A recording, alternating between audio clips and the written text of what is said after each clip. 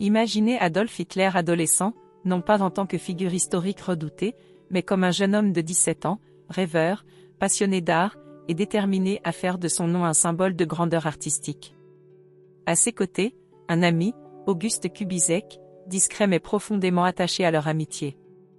Kubizek est l'un des seuls êtres à connaître Hitler avant sa transformation en dictateur impitoyable. Il partage ses rêves, écoute ses ambitions, et le suit dans les ruelles de Linz jusqu'aux opéras grandioses de Richard Wagner. Kubizek est le témoin privilégié des premiers pas d'un jeune homme obsédé par ses idéaux et ses visions de gloire. Cette amitié, marquée par des passions communes et des différences criantes, nous ouvre une fenêtre inédite sur l'esprit tourmenté de celui qui allait devenir le chef du Troisième Reich. Mais jusqu'où Auguste Kubizek a-t-il vraiment influencé, ou même compris, le jeune Hitler? Aujourd'hui, plongeons dans les souvenirs fascinants de celui qui a été le plus proche ami du futur dictateur. Auguste Kubizek, l'ami d'enfance le plus proche d'Adolf Hitler, est né le 3 août 1888 à Linz, en Autriche. Issu d'une famille modeste et fils d'un père ébéniste, Kubizek a grandi dans une ambiance modeste mais empreinte de valeurs artistiques qui allaient marquer toute sa vie.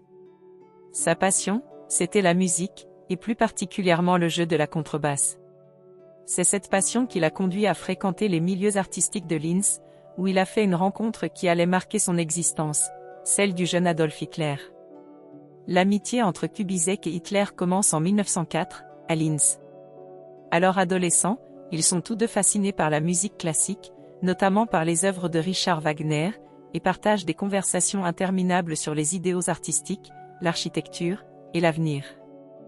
Hitler, bien que d'apparence timide et introverti avec les autres, trouvait en Kubizek une oreille attentive pour discuter de ses visions grandioses.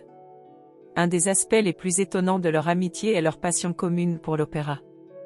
Hitler, alors adolescent, vouait un culte à Richard Wagner et entraînait souvent Kubizek à l'opéra de Linz, même si Kubizek n'avait pas toujours les moyens de payer les places. Une anecdote célèbre raconte que lors d'une représentation de l'opéra Rienzi de Wagner, Hitler aurait été particulièrement ému, au point de déclarer à Kubizek qu'il avait trouvé le destin grandiose auquel il aspirait. Kubizek, dans ses mémoires, évoque cette soirée comme un moment où il avait vu Hitler transcendé par une force intérieure, un désir brûlant d'accomplir quelque chose de grandiose. En 1908, Kubizek part pour Vienne afin de poursuivre des études musicales au conservatoire de la ville, et Hitler décide de le rejoindre avec le rêve de devenir peintre. Cette période à Vienne marque un tournant dans leur relation et dans la vie de Hitler. Ils vivent ensemble dans une petite chambre, où Kubizek décrit Hitler comme un compagnon solitaire et absorbé dans ses pensées. Hitler passe ses journées à peindre et à essayer de se faire admettre à l'Académie des Beaux-Arts, un rêve qu'il nourrissait depuis longtemps. L'échec cuisant de Hitler aux examens de l'Académie, en 1907, est un coup dur pour lui. Kubizek raconte que son ami devient de plus en plus aigri et distant, développant des idées de ressentiment envers les élites artistiques qui, selon lui, ne comprenaient pas son talent. C'est également pendant cette période qu'Hitler commence à exprimer des opinions plus tranchées sur la société viennoise, qui deviendront par la suite les fondements de son idéologie. En 1908, peu après leur arrivée à Vienne, Hitler et Kubizek se séparent. Kubizek continue ses études musicales et parvient à obtenir une certaine reconnaissance en tant que musicien. Pendant ce temps, Hitler quitte leur logement commun sans prévenir et coupe tout contact avec lui. Kubizek reste marqué par cette séparation soudaine, car il ne comprend pas les raisons de cet éloignement. Il ne reverra pas Hitler avant les années 30. En 1938, après l'Anschluss, lorsque l'Autriche est annexée par l'Allemagne nazie, Kubizek reçoit une invitation inattendue. Adolf Hitler, devenu chancelier et chef du Troisième Reich, veut le revoir. Kubizek est surpris de cette invitation, mais accepte. Lors de leur retrouvailles, Hitler se montre amical et évoque des souvenirs de leur jeunesse, ce qui laisse Kubizek troublé, car il ne reconnaît plus l'adolescent rêveur de Linz. Kubizek note dans ses mémoires que, malgré les années et les changements radicaux dans la vie de son ancien ami, Hitler semblait toujours attaché à leurs souvenirs d'enfance. Après la Seconde Guerre mondiale, Kubizek écrit un livre intitulé Adolf Hitler, mon ami d'enfance, où il relate ses souvenirs de leur jeunesse.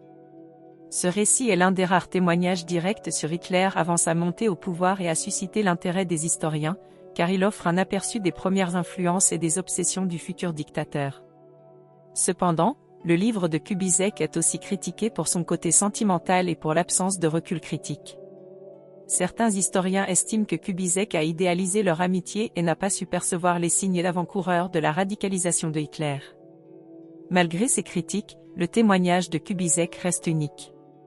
Il évoque un jeune homme complexé, parfois rêveur, qui, malgré ses discours passionnés et ses ambitions démesurées, semblait avoir trouvé en Kubizek une forme de réconfort et de validation. Kubizek, quant à lui, semble avoir été à la fois marqué et décontenancé par la force de caractère de son ami. Auguste Kubizek restera donc dans l'histoire comme l'ami d'enfance d'Hitler, celui qui l'a vu évoluer, se façonner et nourrir ses premières aspirations. Son témoignage est précieux pour comprendre la jeunesse de Hitler, mais il reste un puzzle partiel, influencé par la nostalgie et l'affection qu'il a toujours semblé porter à son ancien camarade. Kubizek a fini sa vie en Autriche, loin de la politique et de l'idéologie, toujours marqué par le souvenir de cet ami d'enfance. Pour plus d'anecdotes et d'histoires méconnues du passé, n'oubliez pas de liker cette vidéo et de vous abonner à notre chaîne. Merci d'avoir regardé, et à bientôt pour de nouvelles explorations historiques.